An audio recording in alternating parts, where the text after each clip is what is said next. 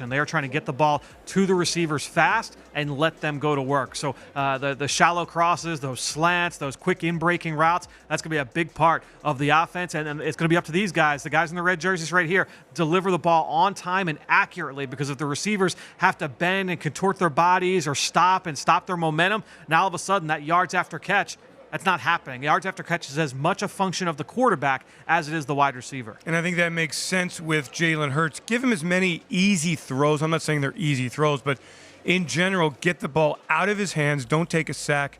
Minimize the pressure. Minimize the mistakes. Lessen the turnovers. And just build that completion percentage. Make it easy for him. Distribute like a point guard. Get it out of his hands and get it into the hands of some very, very talented playmakers throughout this Eagles offense. No, and if you're constantly, there's a lot to be said for different ways to play offense, right? And some people say, chuck it down the field. I want to be vertical, vertical, vertical. But also, when you're trying to work the ball methodically down the football field, some of those completions, like you said, they're going to be easier completions for the quarterback. Now, you still need to have the threat to be able to go over the top and to be able to work the intermediate areas. And that's why when you have speed, like number 18 there, Jalen Reagor, and you talk about John Hightower and Quez Watkins, the Eagles have legitimate speed to be able to stretch the field and always threaten vertically down the field as well. And that's going to be big for this offense. Andre Patton there, number 41. 41. Wide receiver. Tough receiver number, for sure. It's a tough receiver number. For all of us.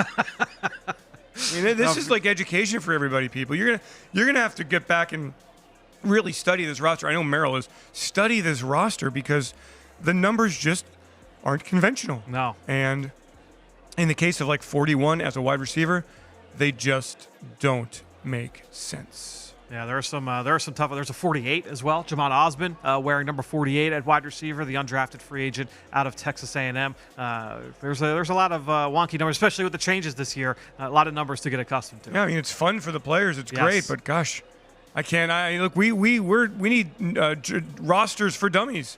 We need to figure this out easily or make the names bigger. I don't know. Interesting guy right there. He looks the part. He had a great catch over the middle yesterday from Joe Flacco. That's Tyree Jackson. He's all of 6'7", 250 pounds. His ability to go up and get the football. But the other thing we didn't really talk about this with the tight ends, Dave. Now that the pads are on, let's see these guys in the trenches as blockers and see who can separate themselves that way. 100%, and that's a huge part of it. Absolutely. Big part. We'll see where the Eagles go with this tight end position. We know there's a lot of intrigue there in a lot of different ways. Right now, it's been a holding pattern in every way since training camp began. Quez Watkins settles under it, makes the catch, takes the hit, and keeps on going. Quez is certainly I talk to Mike Quick about him all the time. Really talented young guy.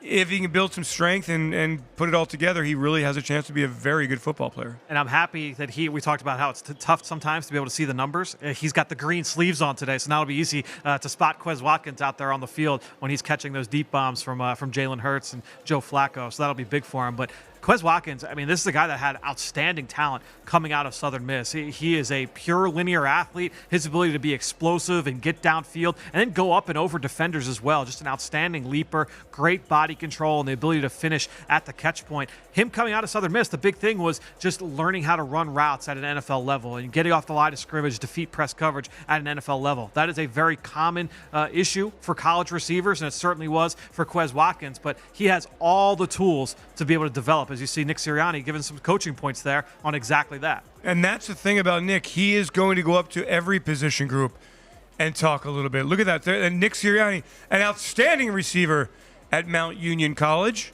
and also a position coach. So he knows what he's talking about. If you watch my film breakdown with Nick Sirianni over the summer, no banana routes. He wants these things to be short, and you can see how he's coaching up that violent step at the top of a break point.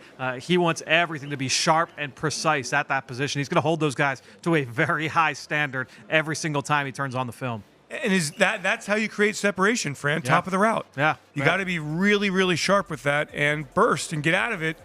And that's how you create the very tiny windows of separation, throwing lanes for quarterbacks. It's a passing game. Everybody knows that. The rules cater to the offense over the defense. That's all well and good. But NFL defensive backs are still too good. If you are lackadaisical in what you're doing, if you are too lax in terms of your technique and your discipline and what you're doing with your eyes and your hips and your feet, those guys are going to stick in your hip pocket, and you're not going to